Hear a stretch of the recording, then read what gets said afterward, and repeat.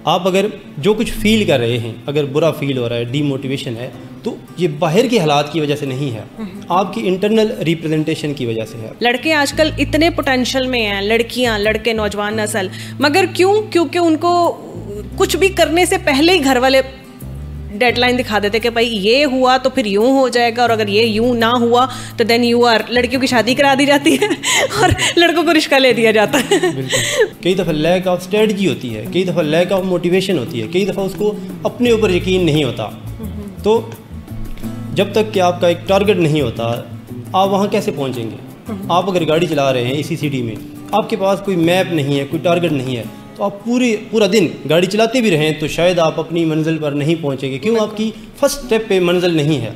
अब वो यहाँ पर मैं देख रही हूँ, मगर बात ये है कि उसके लिए भी मुझे कोई सहारा चाहिए, मुझे कोई ऐसा प्लेटफॉर्म चाहिए जहाँ पर मुझे पता हो कि यहाँ से मैं मूव कर सकती हूँ, या कोई बंदा ऐसा हो ज़िंदगी में जो उसको मूव करवाए। क्योंकि वो एक मूवी है ना मुन्ना भाई में, फिर हमारे मोहल्ले में ऐश्वर्या आएगी तो फिर ही मूव यहाँ से मोटिवेशन निकलेगी ना, या यहाँ से वो पिक्चर निकलेगी। तो उसके लिए भी डायरेक्शन हमें कहीं ना कहीं चाहिए होती है, किसी ना किसी चीज़ की। मतलब ये कि मानना पड़ेगा कि लोग हमें, हमारी स्टेट के रिस्पॉन्सिबल नहीं होते, हम ही कहीं एक्सपेक्टेशन कर लेते हैं, हम ही कहीं ख़ुद को दूसरों पर डिपेंड करने लगते हैं, हम ही कहीं अपनी खुशियों की को दूसरों के साथ कंडीशन कर लेते हैं। बच्चे के अगर मार्क्स 80 हैं और वो ज़हनी तौर पे डिस्टर्ब है, तो उससे ये कई ज़्यादा बेहतर है कि वहाँ 80 की जगह 70 लिखा हो और बच्चा मेंटली हेल्दी हो। अस्सलाम वालेकुम नाज़रीन, मैं हूँ सना खान। आज की पॉडकास्ट में कुछ अहम जो है सवालात मेरे जहन में चल रहे होते हैं। आप लोग भी बहुत सारी चीज़ें सोच रहे होते हैं कि हम अपनी काबिलियत जो हमारे अंदर कुदरती तौर पे होती है उसको इन्हांस कैसे करें। ये एक ऐसा टेक्निकल पॉइंट है जिस पे हम आप पहले अपने घर से शुरू करते हैं, फिर गूगल पे सर्च करते हैं, फिर हम वो लोग सर्च करते हैं जिन लोगों से हमें मुआवनत मिल सकती है। बहुत सारे ऐसे लोग क्लेम भी करते हैं और ट्रेनिंग सेशंस भी देते हैं। उनमें से एक हस्ती हमारे साथ आज मौजूद है जी, मोहम्मद वकास साहब हमारे साथ मौजूद हैं। उनसे हम बात करते हैं, उनसे पूछते हैं कि जी ये किस तरह से सिलसिला शुरू किया, और ये स्पेशलाइजेशन को ख़ास किस्म की कैटेगरी की एजुकेशन के बाद होती है, क्या मामला है, इनसे पूछते हैं। अस्सलाम वालेकुम सर। वालेकुम अस्सलाम। कैसे हैं आप? अल्हम्दुलिल्लाह। अच्छा सर जी, मैंने एक तारुफ करवाया, उसमें मैंने ये बताया कि जी हमारे अंदर हिडन बहुत सारी सलाहियत होती है। हर इंसान किसी के अंदर कुछ ना कुछ कहीं ना कहीं पाया जाता है। उसको इन्हांस करने के लिए और उन चीज़ों को पहले तो जांचने के लिए कि हमारे अंदर है क्या, किस किस्म की काबिलियत है, हम लोग बहुत सारी चीज़ों को एक्सप्लोर करते रहते हैं। आप इसमें बहुत हेल्प करते हैं लोगों की, किस तरह से आप हेल्प करते हैं? सर NLP है क्या बेसिकली? सबसे पहले तो ये मुझे बताएं, NLP है क्या? ओके, ये आज से तकरीबन 50-60 साल पहले एक स्टूडेंट थे रिचर्ड बैंडलर, वो एक साइकोलॉजिस्ट की वीडियोज़ को एडिट करते उनको सर्च कर रहे थे। अच्छा, जब उन्होंने उनको ऑब्ज़र्व किया तो उन्होंने देखा कि जो फ़र्ज़ पर हैं, जो साइकोलॉजिस्ट हैं, उनकी बातों में ख़ास रिदम है, एक ख़ास सीक्वेंस है, और वो अपने गेस्चर को एक ख़ास अंदाज में प्रेजेंट करते हैं। तो उन्होंने जब बार बार इसको ऑब्ज़र्व किया तो अपने दोस्तों पर अप्लाई किया, तो उन्होंने ये देखा कि जस्ट 3 महीने उनको ऑब्ज़र्व करने के बाद वो वही या सिमिलर रिज़ल्ट पैदा करने लग गए जो वो साइकोलॉजिस्ट 30 साल की प्रैक्टिस के बाद कर रहे थे। ओके। अब ये इस स्टूडेंट का नाम रिचर्ड बैंडलर था और ये USA में थे। ये 1970s की बात है। तो उस दौर में एक लिंग्विस्टिक के प्रोफेसर जॉन ग्रेंडर उनके साथ मिले और उन्होंने कहा कि मैं चूँकि लिंग्विस्टिक को जानता हूँ तो मैं तुम्हारी हेल्प करूँगा कि कौन सा शख्स कौन से कोडिंग यूज़ कर रहा है, कौन सी प्रोग्रामिंग यूज़ कर रहा है। तो इन दोनों ने उस वक्त के अमेरिका के जितने भी एक्सपर्ट थे, चाहे साइकोलॉजिस्ट हों, चाहे मार्केटियर हों, चाहे प्रोफेसर हों, चाहे बिजनेस स्ट्रेटजिस्ट हों, उनको स्टडी करना शुरू किया। उनके जो भी कॉमन एलिमेंट थे उनको सम अप किया और NLP की सूरत में हमें दे दिया। अब इस टाइम अगर हम उनको मॉडल करते हैं, कॉपी करते हैं, तो हम उन जैसी NLP एक फार्मूला है जो हम अप्लाई करते हैं हम आम लोगों की ज़िंदगियों के ऊपर। इट्स लाइक अ फार्मूला कह सकते हैं। कुछ प्रूवन स्ट्रेटजिक पैटर्न है, कोई भी शख्स अगर यूज़ करता है तो वो एक बजाय इसके वो ट्रायल एंड एरर से गुजरे, वो एक उस रोड मैप पे आ जाता है जिससे वो पहले कामयाब लोग पहुंच चुके हैं। अच्छा, आप अपनी ट्रेनिंग सेशंस करवाते हैं, लोगों को ट्रेन करते हैं, बहुत सारे स्टूडेंट्स आपके पास आते होंगे चीज़ों में देखने के लिए, समझने के लिए, इन मामलात को, अपने आप को, अपनी ज़ात को समझने के लिए, तो उनको आप किस तरह हेल्प आउट करते हैं? बेसिकली जब भी आप NLP सीखना शुरू करते हैं तो उससे पहले आप कुछ सर्टन मफरूज़े होल्ड करते हैं, कुछ नज़रियात होल्ड करते हैं। उसमें एक नज़रिया ये है कि you are 100% responsible of your results. जब ये बंदा मफरूज़ा अपनाता है तो वो ब्लेम गेम से बच जाता है। वो दूसरों को ये नहीं कहता कि मैं फ़लाँ की वजह से ज़िंदगी में फंसा हूँ, मैं उसकी वजह से ये काम नहीं कर रहा। सबसे पहले वो अपना कंट्रोल अपने पास होल्ड करता है। इसके अलावा मज़ीद 10 से 15 मफरूज़े और हैं। जब आप होल्ड करते हैं तो आपकी परसेप्शन टुवर्ड्स जो लोगों के बारे में है वो टोटली शिफ्ट हो जाती है। आप यूँ समझे विक्टिम मेंटालिटी से शिफ्ट होकर अपनी लाइफ का चार्ज अपने पास रखने लगते हैं।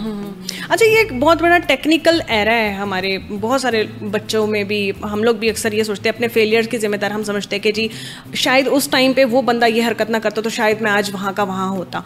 इसका मतलब ये है कि ये भी हमारी साइकोलॉजिकली टर्म में कोई बीमारी है, या अपने आप को समझने या अपने ऊपर इख्तियार ना रखना कोई किसी किस्म का इस तरह का मसला है इसमें?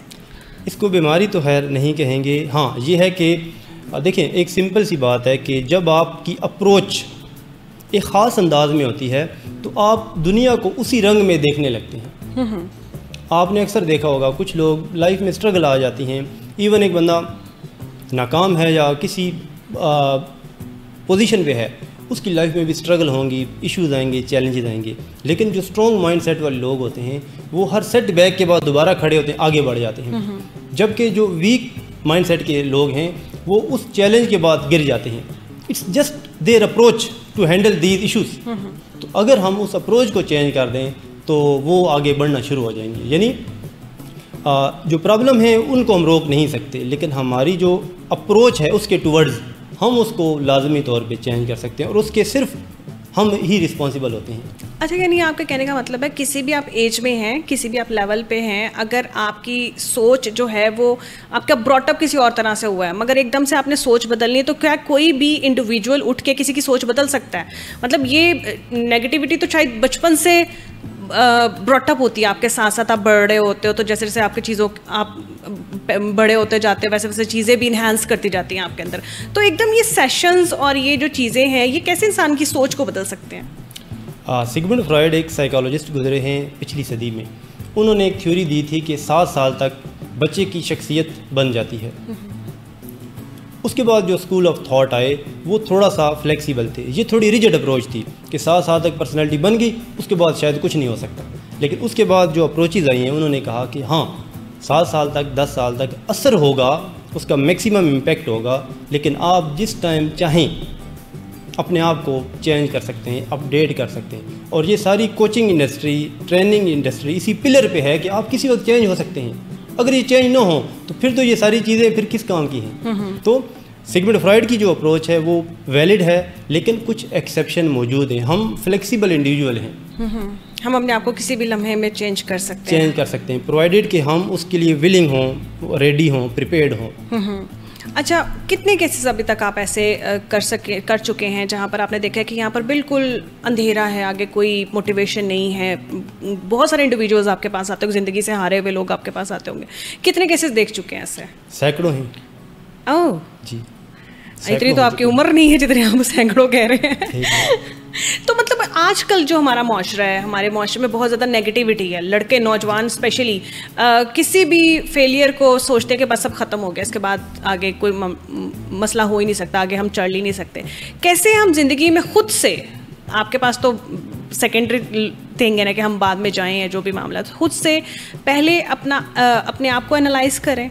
कैसे हम कर सकते हैं बीइंग इंडिविजुअल, स्टूडेंट्स जितने जो लोग हैं, हम अपनी मोटिवेशन के लिए क्या सोच सकते हैं, किस तरह से हम उसे मोटिवेट कर सकते हैं? ओके, आपने कहा कि फेलियर से गुजरते हैं, तो NLP की एक प्री सपोजिशन है, there is no failure, only feedback. आपने इसका मंत्रा कर लेना, इसको जहन में बिठा लेना कि कोई फेलियर नहीं है, जस्ट फीडबैक है। एक शख्स कोई बिज़नेस स्टार्ट करता है तो उसको वो रिज़ल्ट नहीं मिलते जो वो एक्सपेक्ट कर रहा था, तो अगर वो सोचता है मैं फ़ेल हो गया तो वो दोबारा नहीं स्टार्ट करेगा। लेकिन अगर वो NLP की ये प्री सपोजिशन होल्ड करे कि ये फेलियर नहीं है, ये फीडबैक है, किस बात का, कि अगर मैं इस वे से जाऊँगा, इस सीक्वेंस के साथ जाऊँगा तो ये रिज़ल्ट मिलेंगे। तो अगर मैंने ये रिज़ल्ट चेंज करने हैं, डिफरेंट पैदा करने हैं, तो मुझे किसी और स्ट्रेटजी से आना होगा, किसी और सीक्वेंस से आना होगा। और ये तो बहुत आम सी बात है कि कोई भी शख्स कहीं पहुंचा है, कामयाब हुआ है, तो वो लगातार जो टेम्परेरी सेटबैक्स हैं उनसे होकर गुजरा है। जिस तरह वो कछुआ और खरगोश वाली स्टोरी है कि वो बार बार एफर्ट करता रहा तो आखिरकार वो पहुंच गया अपनी मंजिल के ऊपर। अच्छा, ये बताएं कि आजकल के दौर में हमारी यूथ को किस किस्म की चीज़ें ज़्यादा फेस करनी पड़ती हैं? आपके पास किस किस्म के केसेस ज़्यादा आते हैं? असल में स्कूल सिस्टम में और यूनिवर्सिटी की एजुकेशन में पर्सनैलिटी डेवलपमेंट पर काम नहीं होता। जहन को कैसे देखें, हमारे पास सबसे बड़ा एसेट हमारा माइंड ही होता है। तो अगर हम इसको समझेंगे नहीं, इसकी इंजीनियरिंग नहीं जानेंगे, तो हम इससे मैक्सिमम कैसे बेनिफिट ले सकते हैं? कोई भी मशीन है, अगर आप इसको यूज़ कर रहे हैं लेकिन you don't know how to utilize it, तो आप उसको फिर जिस तरह देख रहे हैं लोग चला रहे हैं, आप उसको ऐसे ही चला रहे हैं। अगर थोड़ी सी एफर्ट कर लें, थोड़ा सा टाइम दे दें, इसको समझ लें, तो आप इससे मैक्सिमम बेनिफिट ले सकते हैं। तो यही मेरे ख्याल में सबसे बड़ी वजह है कि लोग जब स्ट्रेस का शिकार होते हैं, उलझनों का शिकार होते हैं, तो they can't find any way. बिल्कुल ऐसा ही है। अच्छा, यहाँ पर ये होता है कि कोई भी किसी तरक्की की राह में जब भी कभी कोई कदम रखता है या कोई छोटी मोटी भी अचीवमेंट होती है, तो हमारे माशरे में एक घर से शुरू हो जाती है, और रहने दे तेरे को नहीं होना, और रहने दे तेरे को, घर से ये बातें सुनने में मिल जाती हैं इंसान को। तो ऐसे मामलात में, ऐसे माशरे में रह कर लोगों को फेस कर कर कामयाबी की एक मंजिल से दूसरी की तरफ तय करना, ये एक मुश्किल टास्क भी है। नौजवान नस्ल को क्या कहेंगे इस मामले में? देखिए, आपकी बात बिल्कुल दुरुस्त है कि घर से ही हमें नेगेटिव सजेशन मिलना शुरू हो जाते हैं। आपसे नहीं होगा, आपसे, तो इन सजेशन का इम्पैक्ट है। NLP में सेकंड है लिंग्विस्टिक, मतलब कम्युनिकेशन। कम्युनिकेशन दो तरह की है, एक जो दूसरे हमारे साथ करते हैं या हम दूसरों से, और एक होती है हमारी अपनी सेल्फ टॉक। अगर एक शख्स को कहा जाए तुमसे नहीं होगा, तुम नहीं कर पाओगे, ये तुम्हारे बस की बात नहीं है, तो with in a passage of time वो इसको रियलिटी मान लेगा। ऐसे ही उसको वाकई लगेगा कि मैं नहीं कर सकता, जबकि उसके अंदर वो पोटेंशियल मौजूद होता है, जस्ट अनटैप्ड होता है, जस्ट उसको यूटिलाइज करने की नीड है। तो ये सजेशन वाकई उन पर नेगेटिव इम्पैक्ट क्रिएट करती है। इसके लिए एक इंडिविजुअल को अपनी ग्रूमिंग के लिए जो बचपन से एक चीज़, एक पंचिंग लाइन आप बता दें, या कोई एक ऐसी लाइन बता दें जिसमें कोई भी स्टूडेंट या कोई भी बच्चा जो भी हमें देख रहा है उसके लिए मोटिवेशन हो जाए कि अगर घर से भी उसको लान तान हो रही है, कुछ करना चाह रहे हैं लोग, लड़के आजकल इतने पोटेंशियल में हैं, लड़कियां, लड़के, नौजवान नस्ल, मगर क्योंकि उनको कुछ भी करने से पहले ही घर वाले डेडलाइन दिखा देते कि भाई ये हुआ तो फिर यूं हो जाएगा, और अगर ये यूं ना हुआ तो देन यू आर, लड़कियों की शादी करा दी जाती है और लड़कों को रिश्ता ले दिया जाता है। तो क्या कहेंगे आप? इसमें बहुत सी चीज़ें हैं। अब जिस तरह कोई डॉक्टर के पास जाता है तो कहता है मुझे कोई सजेस्ट कर दें। अब डिपेंड करता है कि उसके किस पार्ट में या क्या उसको डिसऑर्डर है। इसमें बहुत सी चीज़ें, कई दफ़ा लैक ऑफ डायरेक्शन होती है, कई दफ़ा लैक ऑफ स्ट्रेटजी होती है, कई दफ़ा लैक ऑफ मोटिवेशन होती है, कई दफ़ा उसको अपने ऊपर यकीन नहीं होता। तो जब तक कि आपका एक टारगेट नहीं होता, आप वहाँ कैसे पहुँचेंगे? आप अगर गाड़ी चला रहे हैं इसी सिटी में, आपके पास कोई मैप नहीं है, कोई टारगेट नहीं है, तो आप पूरा दिन गाड़ी चलाते भी रहें तो शायद आप अपनी मंजिल पर नहीं पहुँचेंगे। क्यों? आपकी फर्स्ट स्टेप पे मंजिल नहीं है। तो डिपेंड करता है कि वो पर्सन किस स्टेज पे है। हाँ, कुछ कॉमन जो प्री सपोजिशन है उनको होल्ड करके उससे बेनिफिट ले सकते हैं। पहला ये, there is no failure only feedback, कि आप जो कुछ भी करेंगे फेलियर नहीं होगा, फीडबैक का। दूसरा, you are 100% responsible for your results. NLP एक इंटरेस्टिंग चीज़ बताती है कि आप अगर जो कुछ फील कर रहे हैं, अगर बुरा फील हो रहा है, डीमोटिवेशन है, तो ये बाहर के हालात की वजह से नहीं है, आपकी इंटरनल रिप्रेजेंटेशन की वजह से है। यानी जो कुछ आप यहाँ पिक्चर में देख रहे हैं, फॉर एग्ज़ाम्पल मेरे पास एक केस आया कि उनका ब्रेकअप हो गया और तकरीबन 3 साल से वो उसी ब्रेकअप में, डिप्रेशन में जी रहे थे। तो NLP ये कहती है कि इनका ये डिप्रेशन ब्रेकअप की वजह से नहीं हुआ, वो पास्ट का इवेंट था, पास्ट ख़त्म हो चुका है। अभी जो डिप्रेशन है इसकी रिस्पॉन्सिबिलिटी, इसकी रीज़न उसके सब मोडेलिटी टेक्निकल टर्म है उनकी, यहाँ जो उन्होंने पिक्चर होल्ड की हुई हैं, ख़ुद को घिसा हुआ, ख़ुद को पिटा हुआ, ख़ुद को रोता हुआ, जब उस वाक़या को देखते हैं तो अपनी रिप्रेजेंटेशन देखते हैं, तो इस वजह से ये डिप्रेशन का शिकार है। तो ये इनका पार्ट है, अगर मेरे यहाँ मैं देख रहा हूँ तो मैं ही रिस्पॉन्सिबल हूँ। बिल्कुल एग्जैक्टली। मगर उसके लिए देखिए ना, अब वो यहाँ पर मैं देख रही हूँ, मगर बात ये है कि उसके लिए भी मुझे कोई सहारा चाहिए, मुझे कोई ऐसा प्लेटफॉर्म चाहिए जहाँ पर मुझे पता हो कि यहाँ से मैं मूव कर सकती हूँ, या कोई बंदा ऐसा हो ज़िंदगी में जो उसको मूव करवाए। क्योंकि वो एक मूवी है ना मुन्ना भाई में, फिर हमारे मोहल्ले में ऐश्वर्या आएगी तो फिर ही मूव यहाँ से मोटिवेशन निकलेगी ना, या यहाँ से वो पिक्चर निकलेगी। तो उसके लिए भी डायरेक्शन हमें कहीं ना कहीं चाहिए होती है किसी ना किसी चीज़ की। तो ये जो लोग आजकल के लड़के लड़कियाँ ना, नौजवान नस्ल हैं, ये समझती बाद में है, पहले अमल करने पे फोकस करती है। तो आप उनको क्या सजेशन देंगे, हमारी जेनजीज को? सबसे पहले तो आप जिस भी रिलेशनशिप में होते हैं तो आपकी जो इंटेंट है वो क्लियर हो कि वाई आई एम कम्युनिकेटिंग। आप शॉप पे जाते हैं, आपको पता होता है कि मैंने दूध लेना है और अंडे लेने हैं, इससे ज़्यादा आप बात नहीं करते। आप किसी और जगह जाते हैं, अगर आपको क्रिस्टल क्लियर होगा तो आप अच्छी कम्युनिकेशन करेंगे। जब आप किसी रिलेशनशिप में जाते हैं तो पहले स्टेप में आपको क्रिस्टल क्लियर पता हो कि मैं इनके साथ कैसे कम्युनिकेट कर रहा हूँ या मेरा पर्पज़ क्या है। जब आपको पर्पज़ वाज़े होगा तो फिर जिस तरह ब्रेकअप हो गया, अब पता चल गया ये रिलेशनशिप आगे नहीं चलेगा, तो जब आपका पर्पज़ क्लियर होगा तो आपको मूव ऑन करने में बहुत आसानी होगी। सही, ठीक। और दूसरा मतलब ये कि मानना पड़ेगा कि लोग हमारी स्टेट के रिस्पॉन्सिबल नहीं होते। हम ही कहीं एक्सपेक्टेशन कर लेते हैं, हम ही कहीं ख़ुद को दूसरों पर डिपेंड करने लगते हैं, हम ही कहीं अपनी खुशियों को दूसरों के साथ कंडीशन कर लेते हैं। तो ये चीज़ें अगर ख़त्म कर लें तो आप अपने उसमें होते हैं, यू आर रिस्पॉन्सिबल। यानी आपका एंड कंक्लूजन कहने का मकसद ये है कि अगर हम आज खुश हैं तो वो भी हम अपनी ही वजह से, और अगर आज हम दुखी हैं तो वो भी हम ही उसकी रीज़न है। यही चीज़ है, यही चीज़, इस चीज़ को समझना बहुत ज़रूरी है। बिल्कुल। हम खुश होते हैं, हम कहते हैं मैंने ये किया, लेकिन जब कोई गुस्सा आ जाए या उसकी वजह से मैं गुस्सा, एग्जैक्टली, ये blame game is so easy ना, इजी है ना, इजी। हम ये यूं हुआ तो बस ख़त्म होगी बात। जी हाँ, अगर आप थोड़ा सा इसको सोच लें कि उसने गुस्सा नहीं दिलाया, उसकी बात को सुनकर मुझसे रहा नहीं गया, मैं कंट्रोल नहीं कर पाया, तो ये रखेंगे आप, रखिएगा कूल डाउन। ठीक हो क्या? अच्छा जी, आपने 2 किताबें भी लिखी हैं, और वो मोटिवेशनल बुक्स हैं या फिर साइकोलॉजिकली टर्म्स में है, क्या उसकी थीम क्या है? जो पहली बुक है नई सोच नई शख्सियत, वो बेसिकली उन्हीं लोगों के लिए है जो छोटी सोच लेके पैदा हुए हैं या कहीं लाइफ में स्टक हो गए हैं। जबकि जो दूसरी बुक है NLP और हमारी शख्सियत, जो हम कोर्सेज करवाते हैं वही बुक फॉर्म में है। ओके। यानी जो कोर्स में कंप्लीट डिटेल होती है वही। ये कोर्स की क्या मुद्दत है? कोई मुद्दत है या फिर इंसान की कैपेबिलिटी के ऊपर है कि वो कितना अपने जहन में समाता है चीज़ों को? बेसिकली ये 2 कोर्सेज होते हैं, NLP प्रैक्टिशनर कोर्स या basic level, NLP master practitioner course या एडवांस लेवल। ये इनका ड्यूरेशन ऑलमोस्ट प्रैक्टिशनर का 1 मंथ है और मास्टर प्रैक्टिशनर का 2 मंथ होता है। सही। इसमें करवाते क्या हैं आप लोग?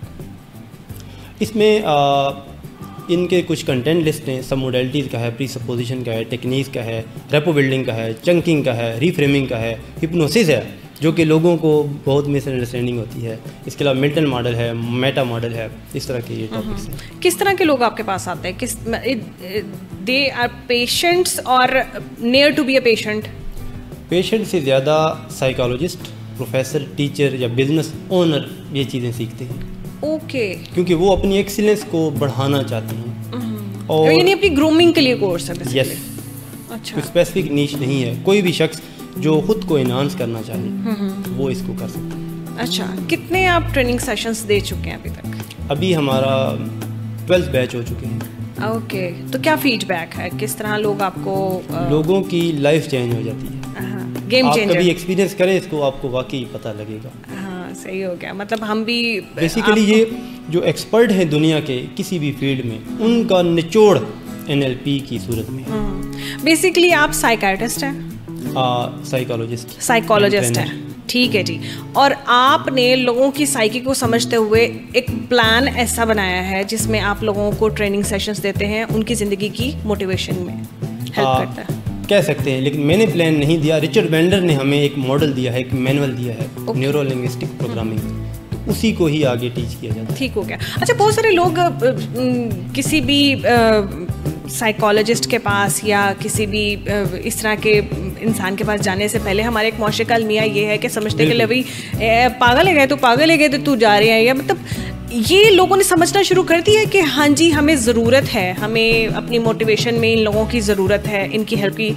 क्या आपको अब फीडबैक मिलता है? क्योंकि पहले तो इस चीज़ को बड़ा मायूब समझा जाता था और बात ही वहाँ से शुरू की जाती थी जहाँ पर वो स्ट्रीम लेवल को कोई बीमार नहीं होता तो डॉक्टर के पास नहीं जाते थे, तो ये तो फिर एक नई टर्म हम लेके आ गए। ऐसे ही है, ये बदकिस्मती से हमारे माशरे में है, अभी भी है, लेकिन सोशल मीडिया के आम होने की वजह से लोगों में अवेयरनेस आ रही है और बड़ी तेज़ी से आ रही है, लोग इस तरफ आ रहे हैं, लेकिन अभी स्टिल बहुत ज़्यादा इम्प्रूवमेंट की नीड है। उनको माइंडसेट, असल में माइंडसेट की बात है कि मैं अगर साइकोलॉजिस्ट के पास जाऊंगा तो शायद लोग मुझको पागल ना कहें। हाँ बिल्कुल ऐसे ही है, लोग छुप के जाते होते हैं, छुप के या ऑनलाइन करते हैं। हाँ, घर में बिल्कुल ऐसे ही। एक ही कमरे में मियाँ बीवी होते हैं मगर बीवी को ये नहीं पता होता कि हस्बैंड जो है ना वो सेशंस ले रहे हैं और बीवी को ये नहीं पता होता कि बीवी सेशंस ले रही है। तो इस चीज़ को अडॉप्ट करना और उसके जो पॉजिटिव फीडबैक है, क्या आप सोशल मीडिया पे वो चीज़ें अपलोड करते हैं ताकि दूसरे लोग भी इन चीज़ों से अट्रैक्ट हो सकें? जी हाँ, सोशल मीडिया पे अभी ज़हनी सेहत के हवाले से एक सीरीज़ शुरू की हुई है। इस तरह काफ़ी ज़्यादा चैलेंजेस और काफ़ी स्कूल्स के साथ कोलैबोरेट करके उनको अवेयर किया जाता है। अच्छा। कि बच्चे के अगर मार्क्स 80 हैं और वो ज़हनी तौर पे डिस्टर्ब है तो उससे ये कई ज़्यादा बेहतर है कि वहाँ 80 की जगह 70 लिखा हो और बच्चा मेंटली हेल्दी हो, ज़्यादा स्टेबल हो, ज़्यादा कॉन्फिडेंट हो। तो अगर ये उनको बात समझ में आ जाए तो फिर। अच्छा, यानी आपने स्कूलों में भी सेशंस देना शुरू कर दिए या उनको अवेयरनेस मैसेजेस कन्वे करना शुरू कर दिए हैं? जी हाँ, क्योंकि ये बहुत ज़रूरी है आजकल बच्चों में। छोटे छोटे बच्चे, अब तो मैंने देखा छोटे छोटे बच्चे एंजाइटी का शिकार है। ऐसे ही है, और मतलब इसकी काफ़ी ज़्यादा रीजंस हैं। अगर उनको शुरू से ये बीज डाल दिया जाए कि यू कैन डू इट या इस तरह की, तो ये मेरे ख्याल में सबसे बड़ी उनकी एजुकेशन होगी। सही हो गया। अच्छा, इससे पहले ना हम ट्रेनर्स सुनते थे, सेशंस सुनते थे, मतलब ट्रेनिंग इन अ सेंस कि आपकी ग्रूमिंग, आपकी ड्रेसेस की ग्रूमिंग, आपकी लोगों से मिलने जुलने की कॉर्पोरेट ट्रेनिंग्स और इस तरह की चीज़ें सुनते होते थे। मगर ये जो टर्म है ना, ये मैंने आपसे पहली दफ़ा सुनी है कि हम जी वैसे भी जो है ना ग्रूमिंग करने के लिए यहाँ पर मौजूद होते हैं। आपके हिसाब से अब कितनी ज़रूरत है मज़ीद हमारे माशरे में, मज़ीद साइकोलॉजिस्ट हों यहाँ पर और लोगों को ट्रीट करें? कितने आपको लगता है कि हम फुलफ़िल कर रहे हैं चीज़ों को? मेरे ख्याल में तो हर शख्स को कहीं ना कहीं गाइडलाइन चाहिए होती है। अगर आप ख़ुद से एक चीज़ करते हैं तो आप ट्रायल एंड एरर करके वो चीज़ कर रहे होते हैं, लेकिन अगर आप कहीं से सीख लें, कहीं से चीज़ें अडॉप्ट कर लें तो आप बहुत सी कॉस्टली मिस्टेक से बच जाते हैं, आपका टाइम बचता है, आपकी एफर्ट बचती है। जिस तरह वॉरेन बफे से किसी ने पूछा कि आपकी सबसे बड़ी इन्वेस्टमेंट क्या है, वो दुनिया का सबसे रिचेस्ट इन्वेस्टर है, तो एक्सपेक्ट ये कर रहे थे वो कहेगा मैं एप्पल में शेयर बाय किया, वो अच्छी इन्वेस्टमेंट थी, या कोक में किया या किसी और में। तो उसने कहा 1960s में मैंने एक कोर्स बाय किया था और वही मेरी सबसे बड़ी इन्वेस्टमेंट है। उस कोर्स ने मेरे अंदर कॉन्फिडेंस बिल्ड किया, मैं पब्लिक स्पीकिंग सीख गया, उसके बाद मेरा ये सारा जर्नी हुआ। तो मेरी सबसे बड़ी इन्वेस्टमेंट वो थी। तो नहीं पता होता, कोई एक बुक आपको, उसकी एक लाइन आपकी सोच का दायरा बदल दे, या किसी एक वर्कशॉप में, किसी एक वीडियो में, किसी एक कोर्स में आपकी सोच चेंज हो जाए और आप उसी फ्लो में चलते जाए। जी ठीक हो गया। बहुत सारी चीज़ें आपसे आज सीखने को मिली, और स्पेशली ये NLP जो है ना, मेरे लिए एक पहला एक्सपीरियंस था कि इसको हम किस तरह से अपनी ज़िंदगी में अप्लाई करवा सकते हैं। और ये ज़रूरी नहीं कि हम मेडिकेशन की तरफ जाएं, हम मोटिवेशन से भी अपनी चीज़ों को बहुत ज़्यादा बदल सकते हैं। मोटिवेशन कितना अमल दखल रखती है ज़िंदगी की किसी भी चैलेंज को एक्सेप्ट करने के लिए? मोटिवेशन का एक ना कंट्रोवर्शियल कंसेप्ट है कि लोग कहते हैं कि मोटिवेशन होगी तो ही काम होगा। एक बहुत बड़ा ड्रॉबैक कह लें या एक पैटर्न कह लें लोगों का ये है कि जब उनकी मोटिवेशन हाई होती है, यहाँ पे काम शुरू करेंगे, बड़े गोल सेट कर लिए, 4 दिन मोटिवेशन रही, उसके बाद 4 दिन के बाद मोटिवेशन डाउन, सारा कुछ ख़त्म। तो ये फ़र्क है। अगर जब बार बार ऐसे होता है तो पर्सन कोई गोल स्टार्ट करता है, कोई बुक रीड करना, एक्सरसाइज करना, वेट लॉस करना, ये बहुत सी चीज़ें, लेकिन एक वीक के बाद मोटिवेशन ज़ीरो। क्यों? यहाँ पे स्टेट है आपकी। तो ये जहन का एक पैटर्न बन जाता है और बार बार इंसान इसी में, और फिर इसको नेगेटिव इंटरप्रेट करता है कि शायद मैं कर नहीं सकता या मेरे बस की बात नहीं है। तो NLP ये कहती है कि आपकी बस की है, आपका पैटर्न गलत है, इस पैटर्न को चेंज करें। अगर इंसान लेट्स सपोज वो यहाँ मोटिवेशन लेवल काम कर रहा है, जबकि यहाँ भी है, फिर भी उसने खुद को जोर दे के काम कर लिया तो फिर उसको कोई नहीं रोक सकता, वो अनस्टॉपेबल हो जाता है। अच्छा, यानी इंसान के अपने अंदर से ही ये वाइब्स क्रिएट होती हैं और इन सब चीज़ों की जो चीज़ें हैं ना वो इंसान के खुद के ज़िम्मे होती हैं कि हमने किस तरह अपनी ज़िंदगी को मोटिवेट करना है। चलिए sir, thank you very much, बहुत अच्छा लगा आपसे बात करके। वकास साहब, आज हमने बहुत कुछ सीखा और सबसे अच्छी बात जो आज की हमारी पंचिंग लाइन भी थी वो ये कि जी आप अगर शोक में भी हैं तो वो आप ही उसकी वजह है, और आप अगर आज खुश हैं तो उसकी वजह भी आप ही हैं। इसके साथ ही मुझे सना को दे इजाज़त, फिर मिलेंगे अगली पॉडकास्ट में, तब तक के लिए अल्लाह हाफ़िज़।